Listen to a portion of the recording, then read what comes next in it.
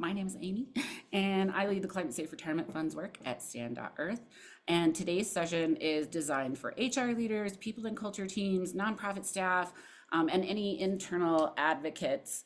But before we dive into this important topic today, I wanted to take a moment to acknowledge the context that we're all operating in.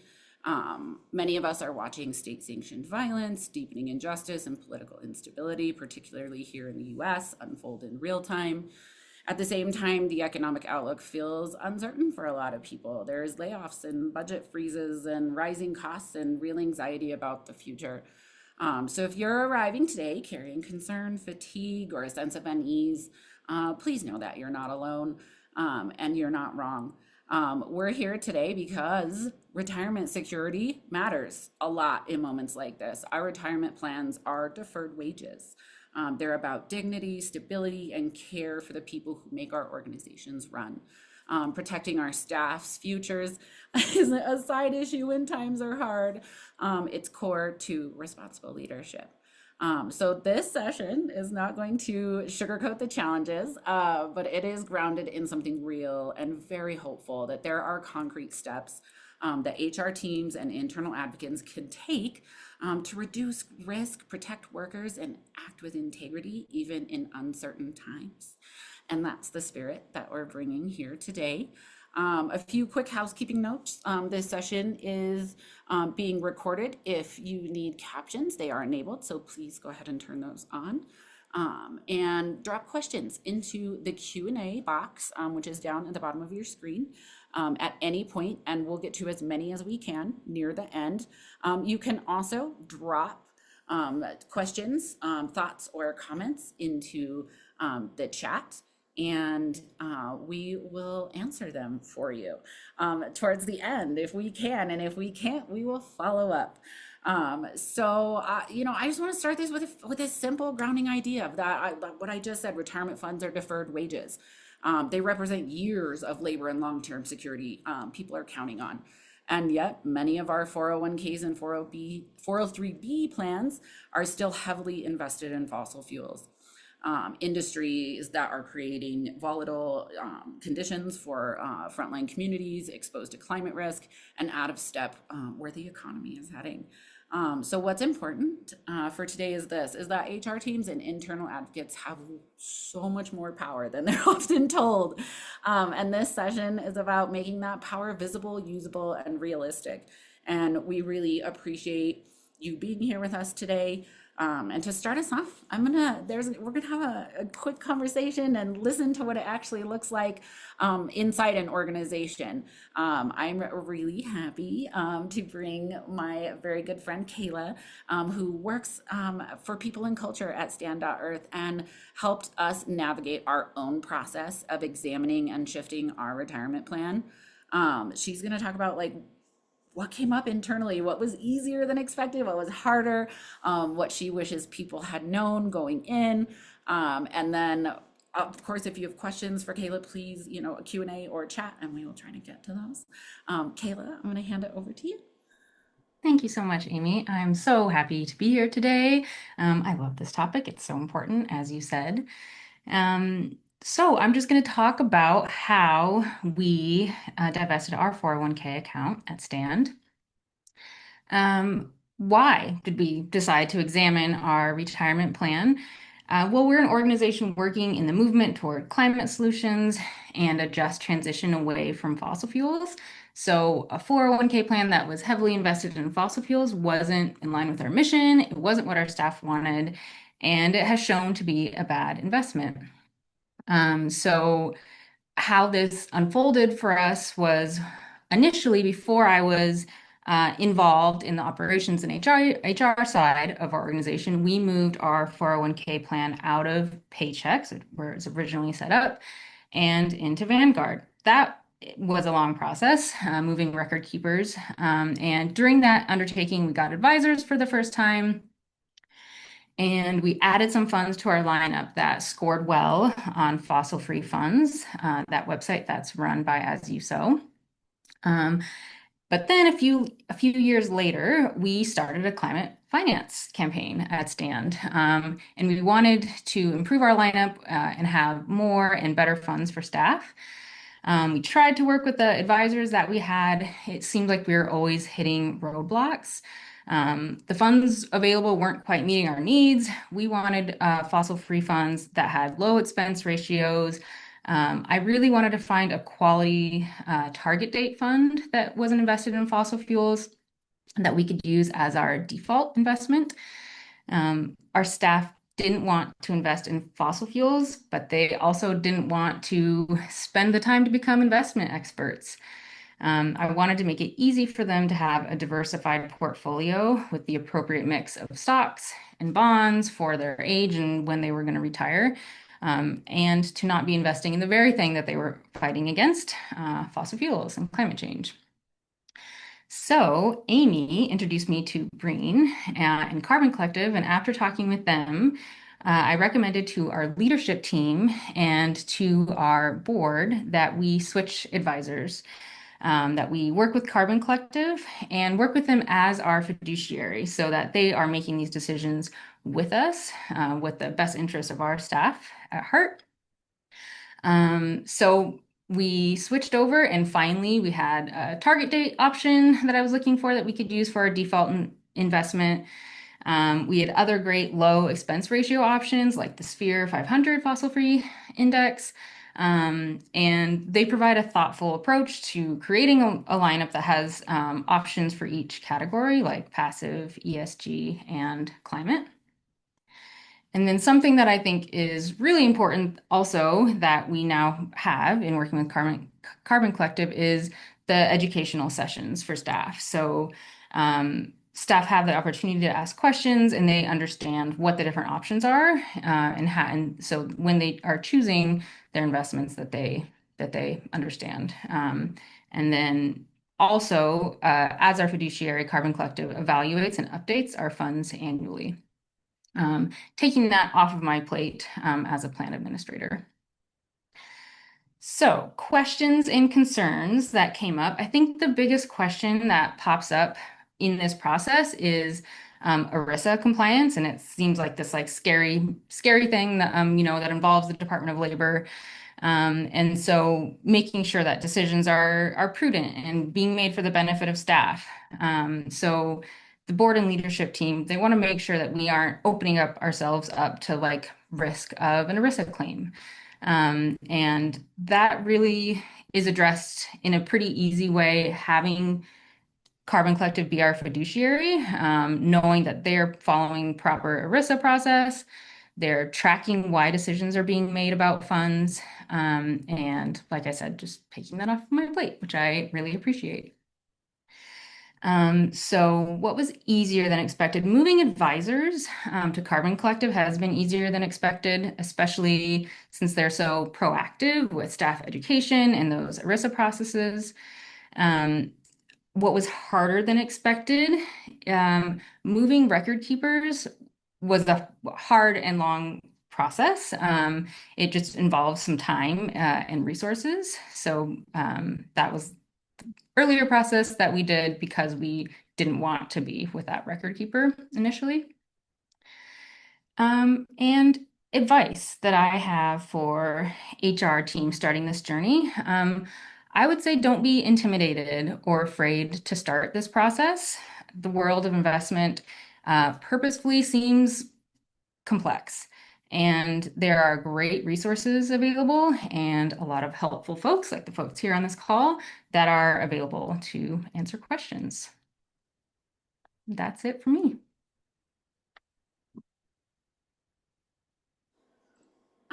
Thank you so much.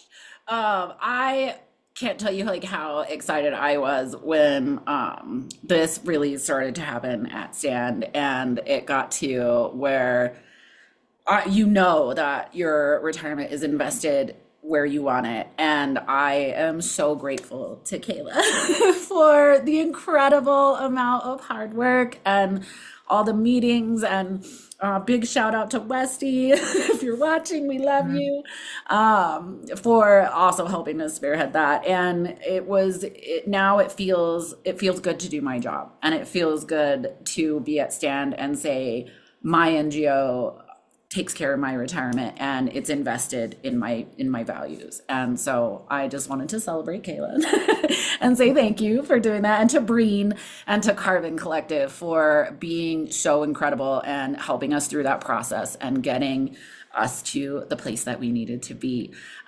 So much appreciation. And what I really appreciate that story is how human it is. It's not a checklist. It was a process.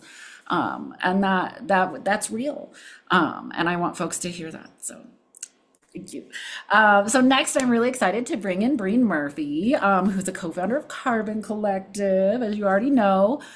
Breen spends his time working directly with employers and teams who are trying to make sense of this space. Breen's going to focus on the clarity around this and like what a climate safe retirement actually means in plain English, and why many of the fears that folks carry about performance, compliance, or risk are often so misplaced. And we're here to bring light to that subject. So, Breen, take it away, babe. All right. Um, Thank you so much. I don't know if people know this, but my pathway into this work was it started with being an activist. So it's really fun for me to be able to help the nonprofits that I got started with. So here, I have a little deck. I'm only gonna try to take 10 minutes or so to do this, but it's really about being a better fiduciary. I know, super exciting. You heard things like ERISA, and I know Kayla was saying how scary or boring it is. I think it's really cool because it's about setting up your employees for long-term financial security. And I recognize that there's a lot of boring stuff to do that, but I do think it's like very meaningful stuff. I'm really fortunate because I had a very nerdy mom as a kid. And so she would like drag me to the CPA. And while at the time, that wasn't as helpful in terms of my life, like directly, it's played like a really big role. Now, going into this on being a fiduciary, I think is something's helpful is to understand like my role. So when Kayla was talking about switching from Paychex to Vanguard, that's considered a record keeper switch. We help oversee that. We are an investment advisor. We're responsible for the fund lineups, right? And so that is like our responsibility. We are most famous for our climate smart target date funds and our ability to make a fossil fuel free default investment option available for places like Stand.earth and other places like that. We're really fortunate, it's like Project Drawdown, Stand, Eco America, Protect Our Winners, Rewiring America, like Rainforest Action Network, like as you sow, like very, very lucky to help these people. And I will show this slide multiple times. The very key thing in all of this is we have done it by adding options, not taking options away, right? And we'll get into that from like a fiduciary perspective. But the really core thing that we think about is how to make people's jobs like Kayla much easier. Because the true reality is most HR or ops people have too much on their plate. And so we also live in a country that hasn't done an exceptional job educating on financial services. So it just can feel like very high stakes. And what we do is like bring our enthusiastic nerdiness and try to bring some clarity on what that looks like. So with that, this is what I wanted to share on being a good fiduciary. It is actually really simple. So a plan fiduciary is the plan administrators and members of a plan's investment committee, that would be us. Service providers like a 338 investment advisor, this would be me, are here. And so like you very clearly have defined rules. Comes right from the US Department of Labor in terms of what your responsibilities are. It's as a fiduciary to respond to invest solely in the interest of participants and beneficiaries. You must diversify investments in order to minimize the risk of large losses, and as much as possible avoid conflicts of interest. Right. So that's really what you're trying to do. That is not telling you how to invest, right? That is all that's trying to say is like you need to advise in their best interest. The thing that makes it scary, and I think this is where like people like Kayla get like, oh, is there's a personal liability in this for making these decisions, and that's why a lot of people hire folks like us because we are a fiduciary, we are responsible for the investment options, right? And so that's why they work with us. Again, overall, your team comes first. The biggest thing is what change are you making? Why are you making the change? Like trying to lower fees, better investment options. You heard Kayla talk about this. So a lot of what she has said, I just want to make sure it gets like codified in everything you heard. She's like really good at her job. She's asking the right questions. That's something that I really appreciated when I was talking to her in the process because sometimes people need to be educated first, and that's fine too. I'm happy to do that. Um, on the investments, right? The very key thing that you heard from that Department of Labor website is to diversify. You have to be sensitive on fees, and you have to review and document them, right? At no point does it tell you again how to invest. What we look at though is like kind of some basics. It's low fee passive target date funds series should be included in the plan. They do not have to be the default. Funds with the lowest fee share classes available. That might be gobbledygook for some people, but it's really about sometimes people or institutions, they'll have like the one that comes to mind is I see a lot of Fidelity Freedom funds, and they have a regular share class that is like 75 basis points, 0.75% in AUM. But if you get the institutional one, it's like around 0 0.1. So it's like, you're looking at a seventh the cost. And then just being able to document that. What we've come to, again, is having like three main different options in that world because the key to all of this is that you have to be looking at how to reduce risks of large losses and that you have to be focused on investment performance. The truth of the matter is, no one knows what is going to perform the best over any one employee's time horizon, right? Like Amy worked for a different amount of time as Kayla, as Westy. Like they didn't have the same hire dates, right? So when they start investing in the market, it might look different. Our opinion is to give people the best in class of those investment options. So they do get a passive option.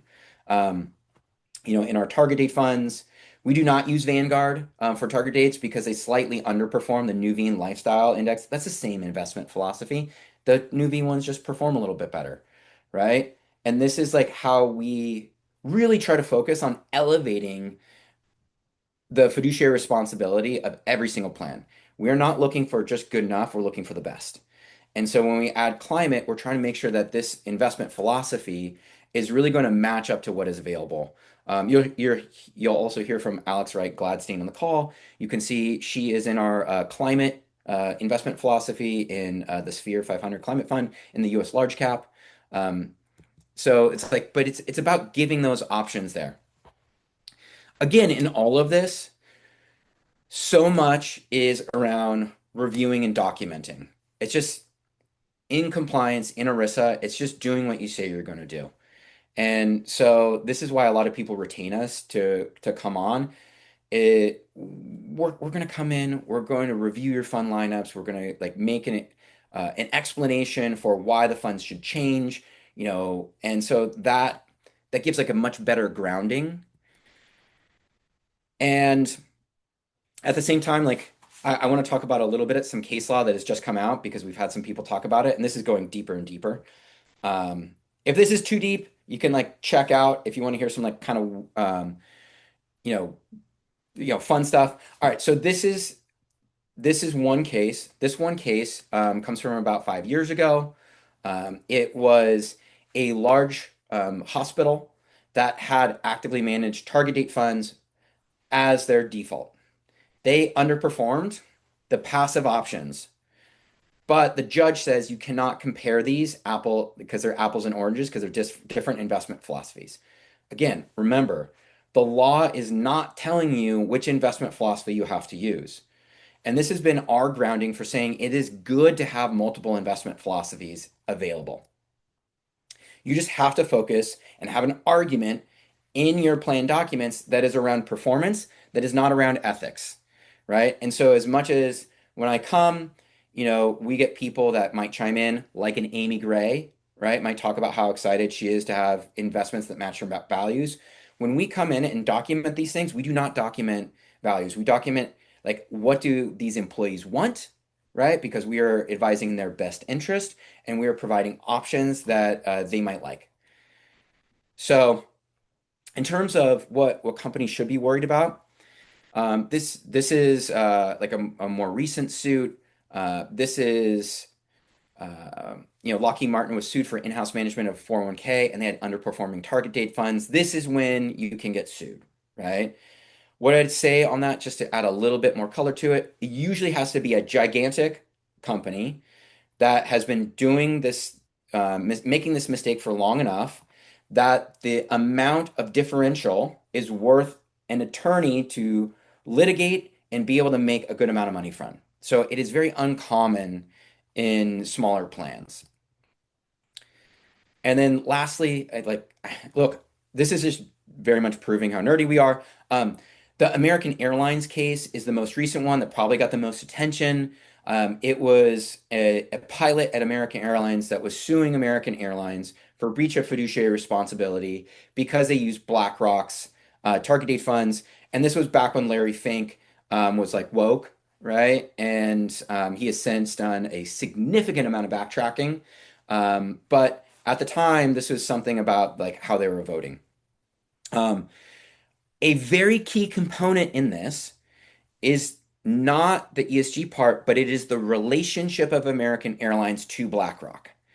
And the reason why, like, I want to bring this up is you have, like, as a fiduciary, you have a responsibility to your employees, but the person who was managing the plan's assets also was helping with the commercial relationships with BlackRock.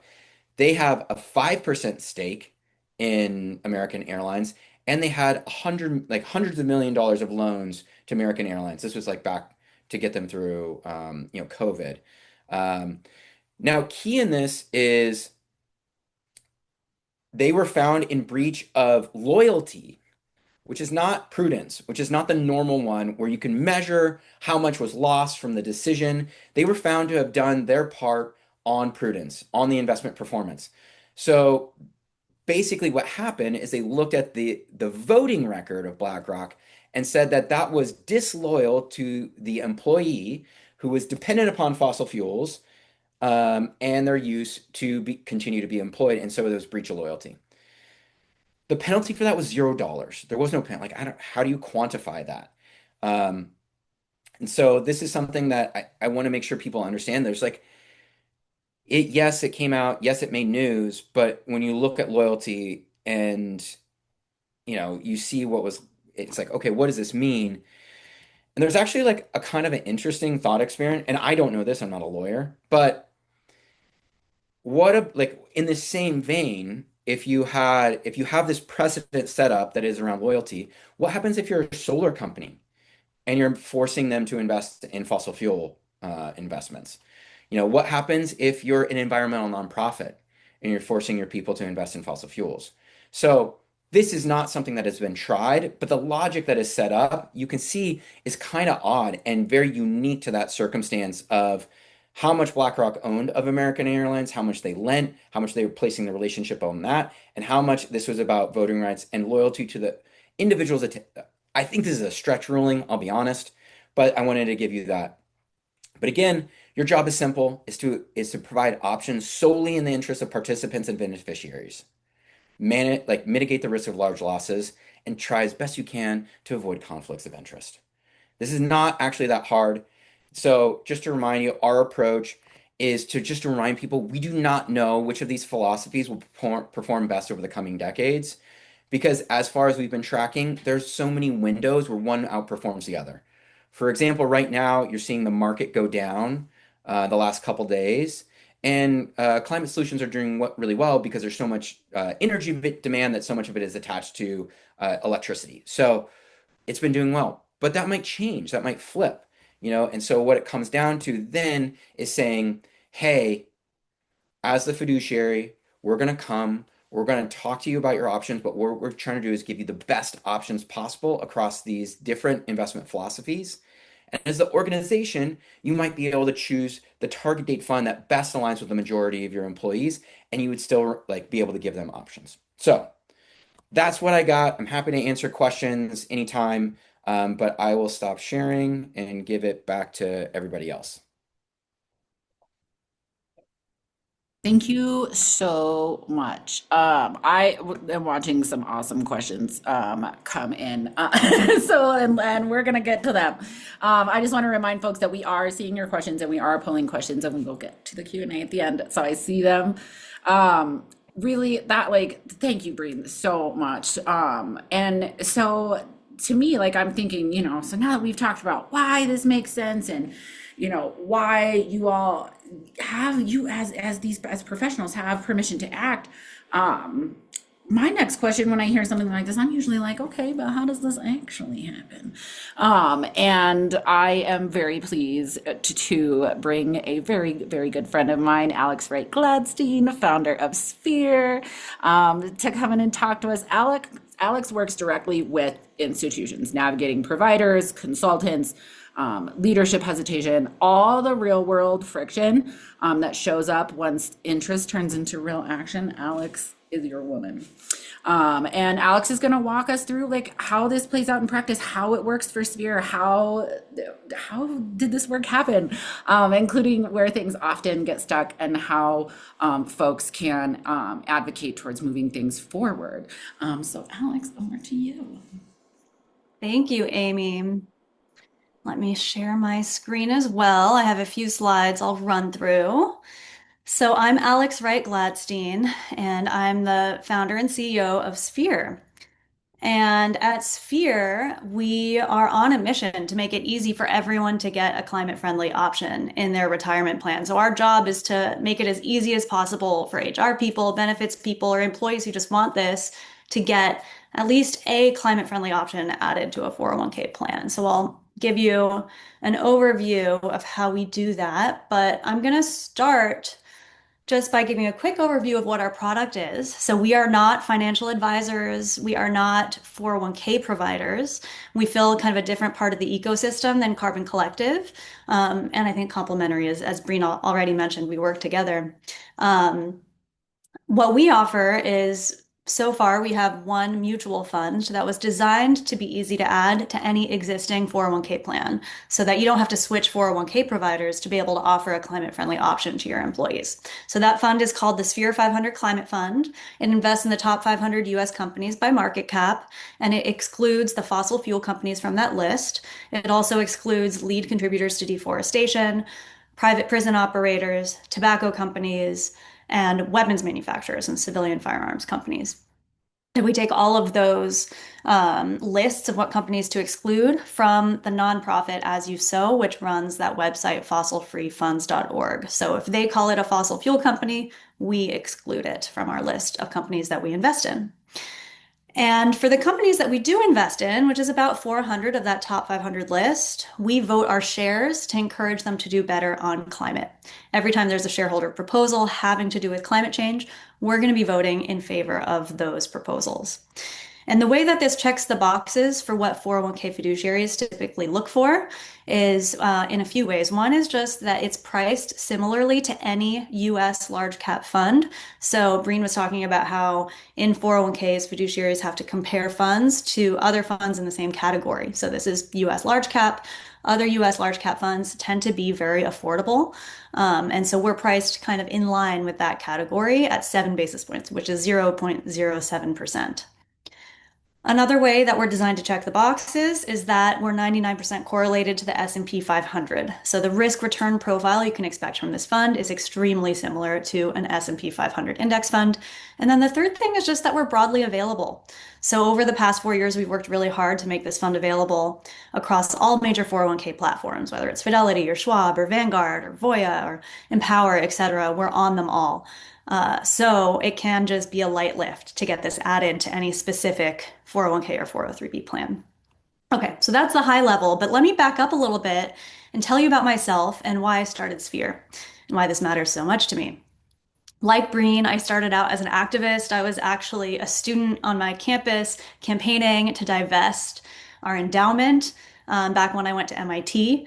And then I realized I was in business school. So I had been working for 5 years prior at a climate tech company. And I realized, wait a second, I have a 401k. Am I invested in fossil fuel companies, even though I'm like here with like a sign in front of the president's office saying you need to divest your endowment? Have I actually done the work to do that for myself? And then looking at that 401k, I realized, oh my gosh, I am in fossil fuels. I need to do something about that, which took some education, but it was possible to do because I had left my former company. And as long as you're no longer employed there, you can do a rollover and invest however you want. Fast forward, I started my next company. It's called IR Labs, spinning a technology out of a lab at MIT. We're cutting the energy use of AI in half by using light to move data between chips. So it's a climate tech company. And in 2017, we started offering a retirement plan to our employees, and I asked for a climate-friendly investment option in the lineup. It ended up taking over 3 years. We changed providers several times. We still didn't have a single option in our lineup that at a baseline wasn't invested in fossil fuel companies. So I just couldn't believe how long that took, how hard it was. And that started me on my journey of really trying to understand why was it so hard to get climate friendly options in a 401k, even as CEO asking service providers to get it done. And that journey of learning about 401ks is what made me realize there's been this void in the marketplace for funds that check the boxes of what 401k fiduciaries need to see, with affordable fees, good performance compared to benchmarks, and just availability on platforms. And so that's why I started Sphere. And one of the key data points that really made me realize, okay, I have to do this. I thought I would be spinning technology after technology out of labs and being a deep tech entrepreneur over and over again. But one of the key things that made me realize actually maybe I should start a finance company, which I never thought I'd do, was just seeing this data. So this graph comes from data from S&P Global, the company that runs the Sphere or the S&P 500 index, and they also put out sector indices. So it just shows how the different sectors of the economy have performed over time. And something that I noticed in looking at 10 years and 15 years and 20 years is that the fossil fuel sector actually had the worst returns across all of those time periods. So if you're not looking at a short-term time frame, 1 year, 3 years, where sometimes that changes, if you're looking at longer term time frames, that fossil fuel sector has consistently had the worst performance of any sector of the economy. And here we got the fossil fuel sector by just renaming energy. S&P Global, same thing with Bloomberg and other financial outlets. They call fossil fuels energy. And when people see energy, they think, oh, but that must include solar and wind, right? But actually, they categorize the solar and wind companies as tech. And so the energy sector is just fossil fuel companies. And that's why it's so easy to see what the performance is of the fossil fuel sector. And that's that red line there. So it's had terrible returns over the long term. The other thing that's super interesting is over all those same time periods, 10, 15, 20 years, it's been the most volatile sector of the economy.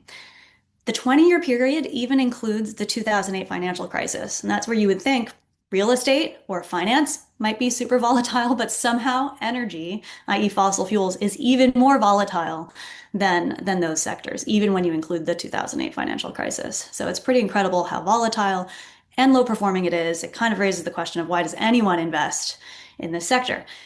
And the answer to that question is actually fewer and fewer people are. Bigger institutions are getting out of fossil fuels. They probably, hopefully, do care about climate change, but they probably also just see that the writing is on the wall. The fossil fuel industry is an industry in decline. It's already had bad performance over the past. That will likely accelerate into the future as people continue to transition to renewables, as electric cars continue to be popular. And so here are just some quotes from leaders of different institutions that have already gotten out of fossil fuels. So at Sphere, we're on a mission to just make it as easy as possible for everyday Americans to get out of fossil fuels and do the same thing that big institutions and wealthy individuals have already been doing. I won't go into too much detail, but we've built a lot of partnerships to make this fund possible.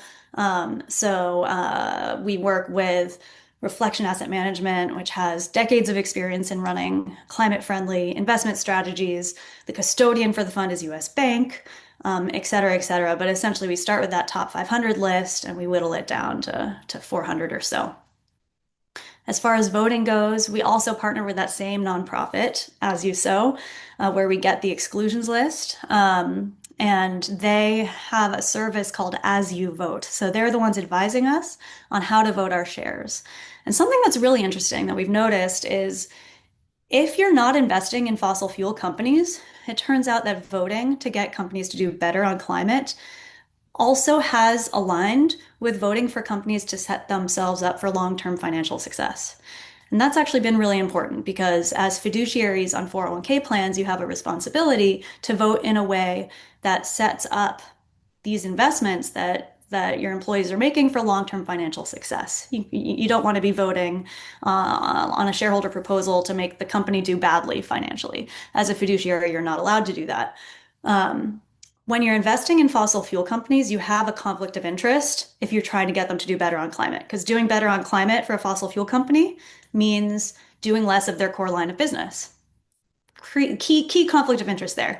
We avoid that conflict of interest by not investing in fossil fuels at all. For the rest of the companies, voting for them to put solar on their roofs, for example, saves them on their electric bill over the long term. There are a lot of examples like this where voting for them to do better for the planet is also better for the financial bottom line. And so it's been really nice to see how that aligns. I'm going to just skip through the rest of this, but we have a fantastic team. All in all, this is just an alternative that makes sense and is easy to add on existing plans, an alternative to like a classic S&P 500 index fund, and it's available across platforms. Anyone can invest in it. So at the end of the day, it's just a fund and it's available to add to 401k plans, but it's also available to invest in from any brokerage account. So if you already have an account with Schwab or Fidelity, that's an individual retirement account or a brokerage account, you can look up the Sphere 500 Climate Fund and invest that way. Also, if you want to get out, we had some people mentioning they want to get out of Vanguard entirely or get out of whatever it might be, financial institution, you can open an account directly with us and invest that way as well. And so we're happy to help you, especially if you're kind of on the beginning of your journey of figuring out how do we start making our 401k more climate friendly. Maybe we just want to add one option now before we start looking at making the whole default climate friendly, which Breen and his team can help you do, which is very cool that they do that. This can be kind of a first step if that's as far as your organization is willing to go right now. It should be simple. We're here. We're happy to help. You can always email us at hello@oursphere.org, and we can help you overcome some of the questions or objections or pushback that you might get and help you frame this in financial terms. Because as Breen said, at the end of the day, as fiduciaries, you want to always make sure that you are documenting that you're making decisions using financial measures, and we're happy to share that data and help you make that case for why this makes sense for your plan. And with that, I'll turn it back to Amy. Thank you so much. Every time y'all speak, I learn something new. It's amazing. Thank you so much for that. I am watching some amazing questions come in. We should be excited. So thank you to Alex. To bring this home for our nonprofit audience in particular, I wanted to close the speaker portion with a concrete example. I am very honored to introduce you to Kevin McGahan, who works at the Sierra Club Foundation and has been part of the real internal conversations about retirement benefits, staff trust, fiduciary responsibility, all the things. Kevin is going to share what this looked like inside a large, nonprofit foundation and what leadership worried about, what mattered most to staff, and what surprised them along the way, as well as many other things. Kevin, thank you so very much for being here. I'll pass it to you. Thanks, Amy. Particularly for the HR audience here, on the nonprofit side, retirement plans can be a wonderful retention tool, right? If you're building a plan that has the sort of investment options that really match with your employees' values, that makes an enormous difference. And you have a well-run plan. You're monitoring performance to make sure you're offering best-in-class options. Folks want to match their values, but they also want to see the retirement plans grow on a yearly basis as well. Um, Dan Chu, our executive director, and I connected with Alex back in 2023 as she was getting Sphere off the ground, and we looked at it, and it was in great mission alignment with the work that we do. The foundation divested from fossil fuels in our endowment and long-term operating portfolios back in 2013. We try to make sure that we bring the 403B along in terms of any policy shifts, but a little bit more challenges there, right? The investment managers that we work with for our larger investments that fund the work, they're not options for a retirement plan. They have their own fossil-free strategies, but it's not actually a fit for a retirement plan. So finding options that actually do the legwork to do this sort of screening and make sure that they're truly fossil free.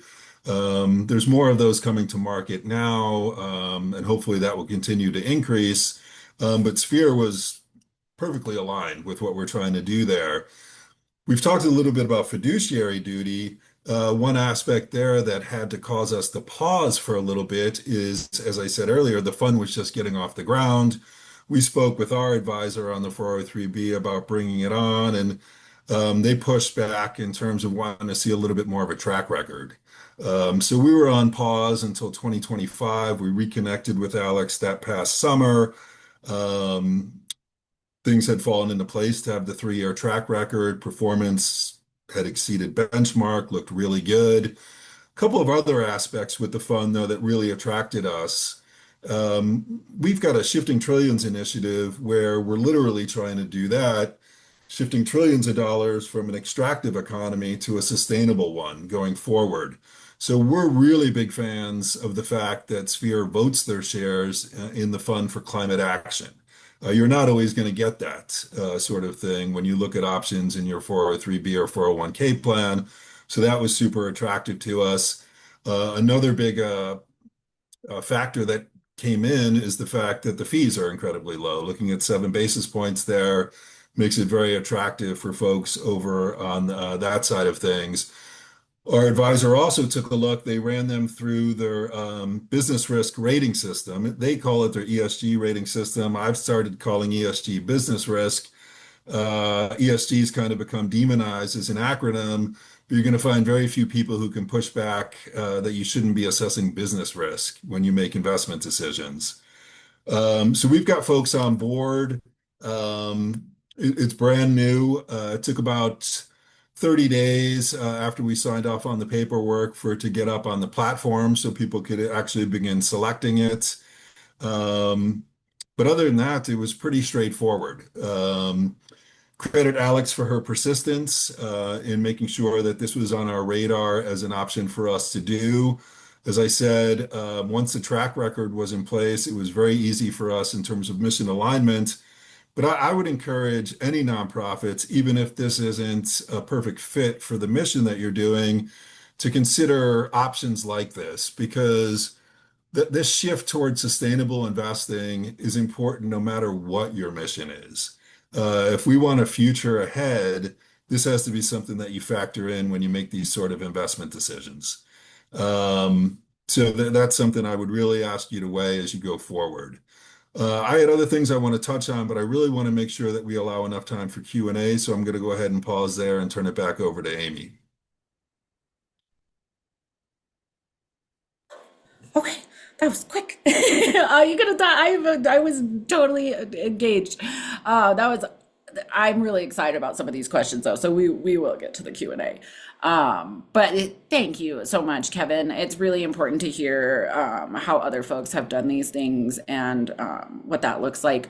And thank you to all of our speakers. Like I do learn something every time I listen to y'all speak. So we're going to spend the next few minutes on Q&A, and we've been pulling some really good questions with, there's a couple I definitely, let's see. Ooh, this is a really good one. I really liked, there was a discussion going on about SPFFX, and someone had said it looks great, and we're big fans of NIAGX by Naya Capital. Impact Capital, perhaps I missed this, but can we add whatever funds we want to choices for our employees? And Breen was answering that. But in the Q&A, there was also, there was a question, I'm trying to find it. This was the one I liked. How can we be considering a fund like SPFX to be climate friendly when it invests in companies like JP Morgan Chase, which we all know is one of the largest, if not the largest at the moment. We'll have to see the Banking on Climate Chaos report this year, financier of fossil fuel projects. It's also investing in big tech, AI, big pharma. I've never been able to understand how we are supposed to be feeling good about these sorts of impact funds morally. And Breen had a good answer, and I'm gonna throw that over to Breen and Alex because this is a really good question and one I hear often. Yeah, Folks, I'm happy to. Breen, should I take it first, or do you want to go? No, you go first. It's your fund, right? Like Cool.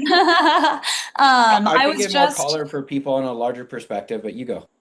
cool. Yeah, and Amy, I was just actually typing up an answer to this as well, so I'll put that in the Q&A. But I'm glad you came to this one first because I agree it's a super important question and one that we get all the time. So our policy is we don't invest in the companies whose core line of business isn't compatible with a climate safe future, i.e., fossil fuel companies make up the bulk of that list. For the rest of the companies, we do invest. So banks fall into that category. Banks can continue to exist and do their core line of business in a climate safe future. So there are a lot of companies that do bad things, but whose core line of business is compatible with a climate safe future. So banks are one example. I can bring up other types of companies that fall into that category that we get questions about as well. But to stay on the bank example, we do invest in them and we vote our shares to encourage them to do better on climate. So the way that has worked for banks is the three biggest banks in the US that do the most financing of new fossil fuel development projects, things that we all know, like the scientists are pretty much unanimous on we cannot keep funding new fossil fuel development projects if we want to have any chance at turning around climate change. The three biggest banks in the US have continued to do that. But they also have had shareholder proposals over the past couple of years proposing that they stop financing those projects. Sphere voted for those shareholder proposals every time they came up at any of those big banks. So if we had stopped investing in those banks, we would not have been able to vote for those shareholder proposals. And so we really think it's so important for more and more people to invest in funds like ours, where you know that your interests will be represented when there are these shareholder proposals. Because at the end of the day, shareholders are all powerful. Shareholders hire and fire the board. The board hires and fires the CEO.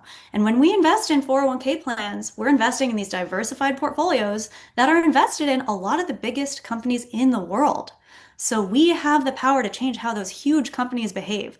The reason most of us don't even think about this or realize this on a daily basis is because 401ks have moved more and more towards passive investing. Breen kept talking about passive versus active investing. Passive is just another way of saying index funds.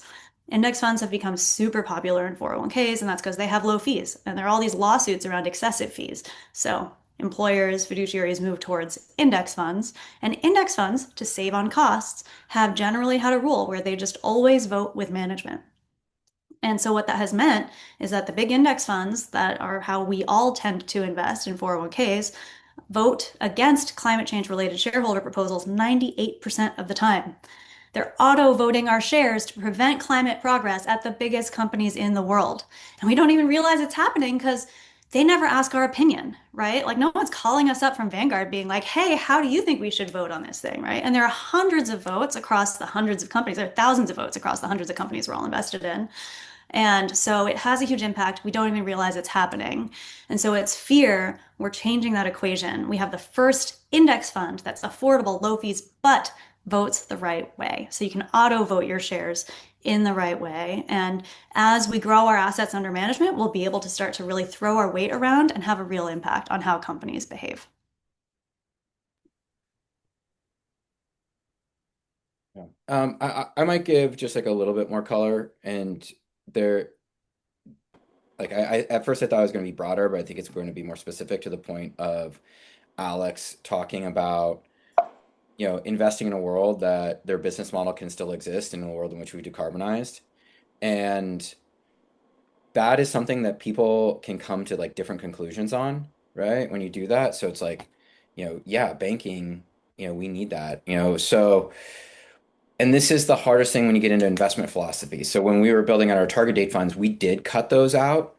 But when you go, like, when we're going further down our fund list and lineup, like, we're still going to include Alex's option because it's the best option that we saw that, like, that is, more climate aligned, it votes its shares. And so, because it's really hard to get like a large cap, um, affordably priced climate stock. And so that's why we still include it. Again, we try to educate people along the way because someone like yourself, Ryan, is probably not going to be that excited about investing in it, and that's okay, right? But we want to make sure that you have other options as well. So, like as an investment advisor, and I don't think this is like the best answer, but the truth is that your 401k really is about not paying as much capital gains so that you have enough money in retirement, right? It's a tax benefit.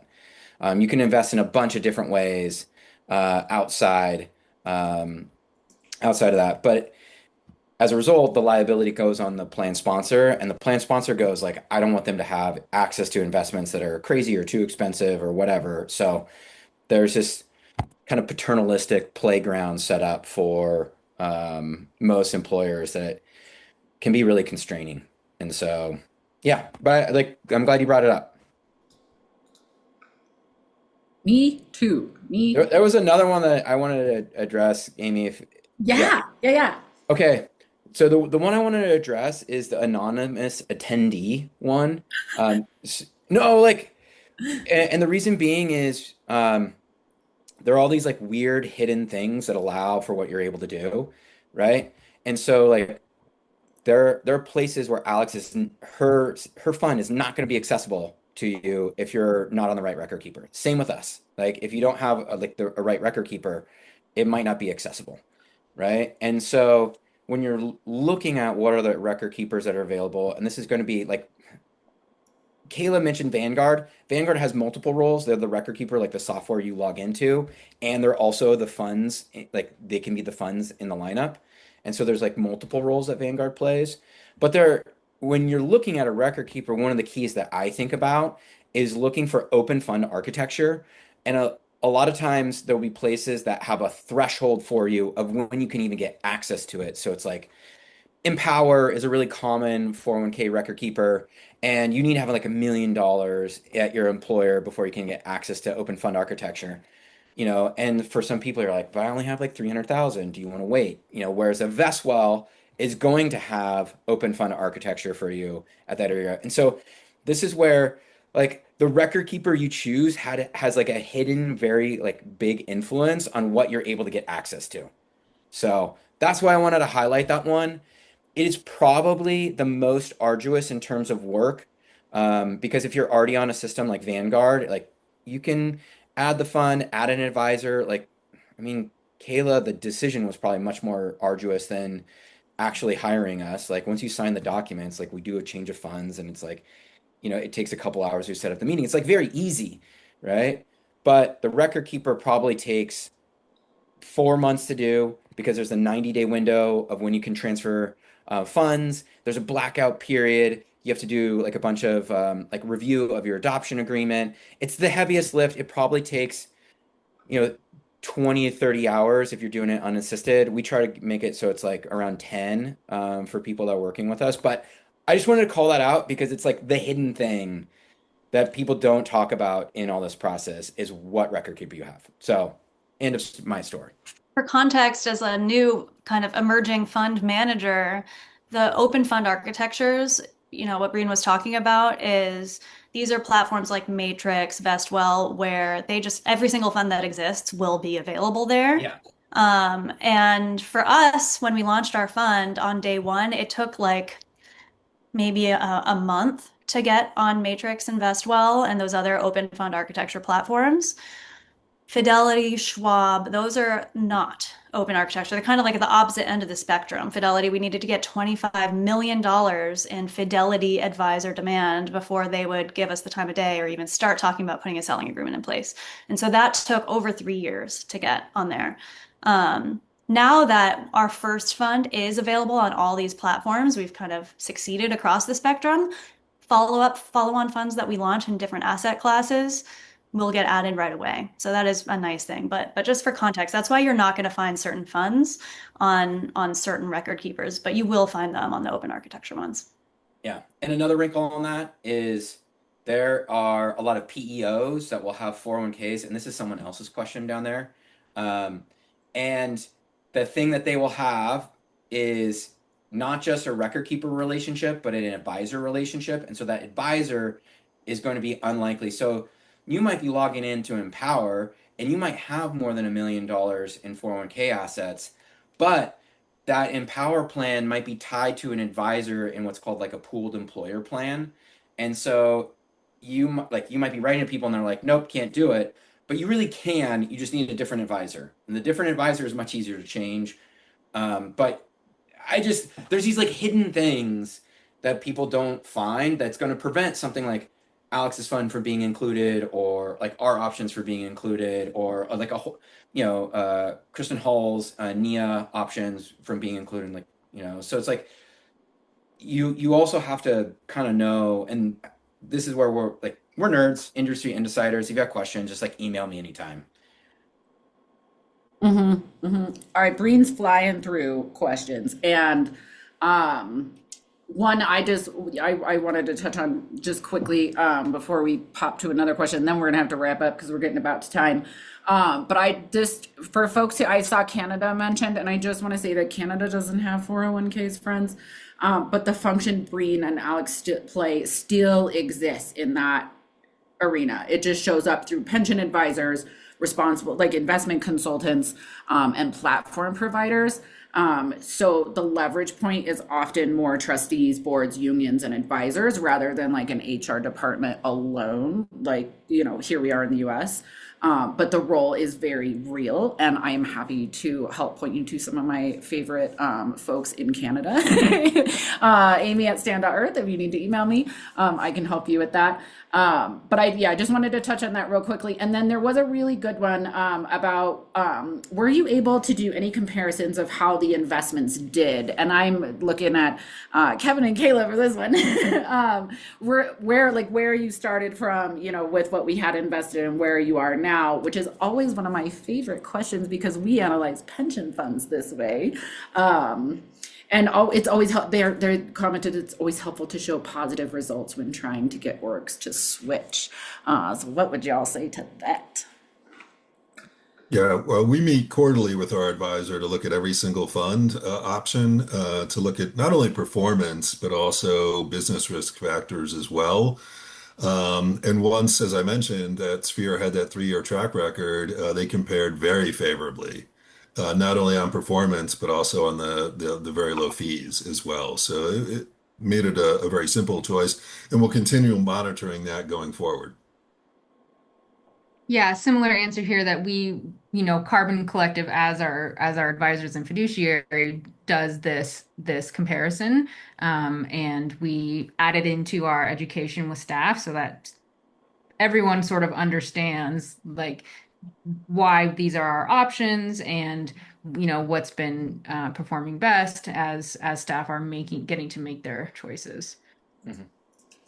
Yeah. And Amy, just to like jump in on the performance, one of the things I tell people, just being as honest as possible, like you don't know which investments are going to perform the best on a go forward basis, right? And that's why we use that as an option to include multiple investment philosophies. Now, Alex has brought up an incredibly good point, which is that oil has been one of the worst, like the worst performing sector and the most volatile over the last 15 years.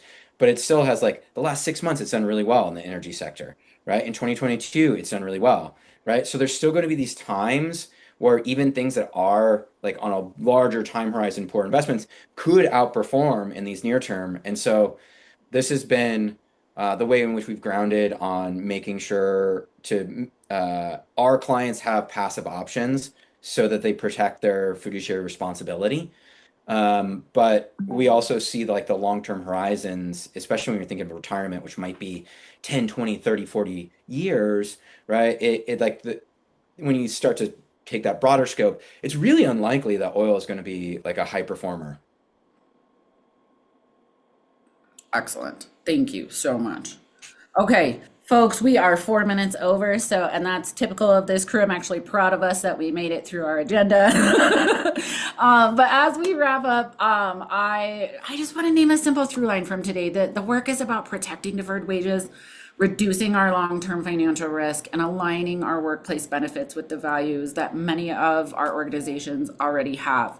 It doesn't have to be perfect. Progress really does matter more than paralysis. And so before you go, I just want to remind you that we will share the recording, the slides, and a toolkit in the follow-up email. And I am saving the chat. And there were so many good questions that have been pulled that I am going to pull together a little Q&A document to send to everyone that attended today. I'm going to pull out some of these really good questions, especially around EVs and big tech and tackling, all of that. We could talk about that for hours, friends. But I will get some really good answers for you.